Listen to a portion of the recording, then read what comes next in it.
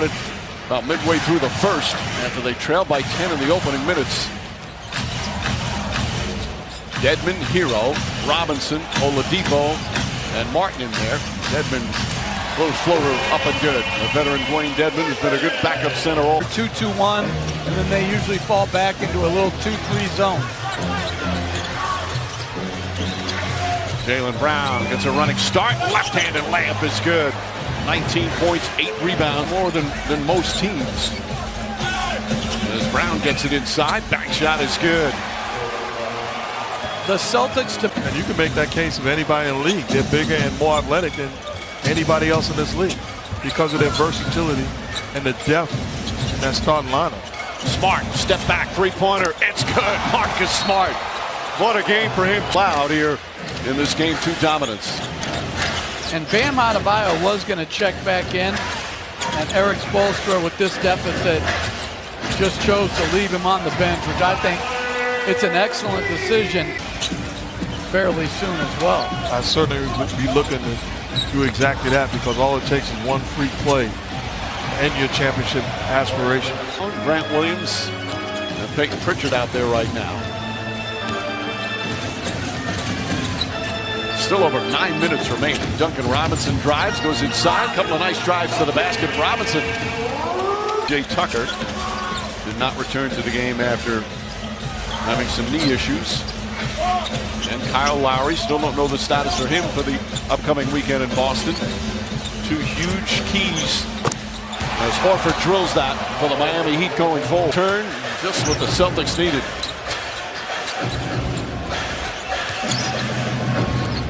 They'll also have Derek White back by Saturday as Hero banks it home. Grant Williams hits the free throw. I know announcers don't believe there is such a thing as a jinx, but why would you even try? Why would you have to force it if you're Mike? You're asking a guy. Oh, that's not true. Is it true? John Lester. Oh, man, that was great. Up in Boston. At Fenway Park. It was cold, though. Marcus Smart does another one from downtown. His 5th three. Borrowed because he didn't have one in the cold. Because it was so cold.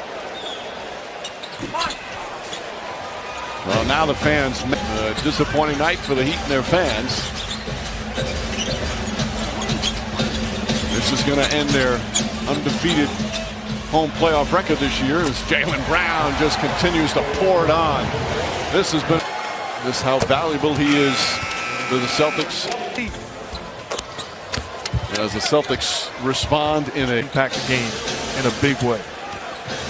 And again, Robert Williams, again to me, continues to give him that athletic element as Pritchard makes it on the little pull-up. Pritchard's 3rd straight game. Was exposed a little bit in that second half, but he competes at a high level. And give me a guy that's willing to compete and fight. And interesting to see if Duncan Robinson could possibly get back in the rotation.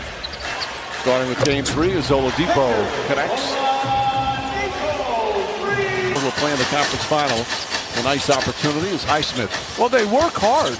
I mean, they're putting in the same amount of work as Martin hits a 3 without getting an opportunity. Golden State blowout here.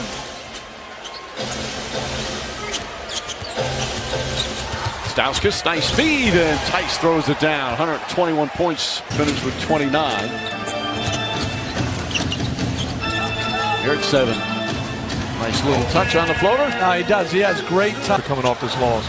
Yeah, Udoka coming off a beatdown in the fashion that your team is played in this. Coaching jobs we've seen in a while. It's his first time as a head coach. The players about him, they have such trust in him, and they things. But when you're in the NBA, if you're paying attention, valuable experience when it comes to how to deal with situations, because it's not just an X and O job. It's dealing with people and situations like you were mentioning with Grant Williams.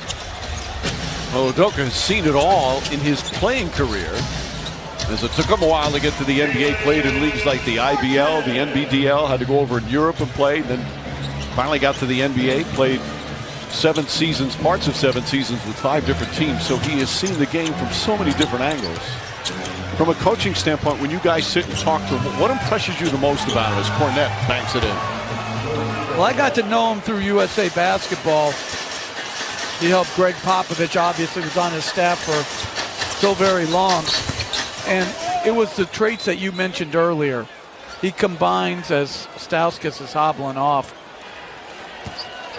he combines great knowledge with tremendous poise and confidence. And I agree. Cool, calm, and collective. What you see right now during the course of the game is the same guy you see in the back talking to him one-on-one. We asked him before game 1, how did you sleep? Or before game 7, I slept fine. That's who he is.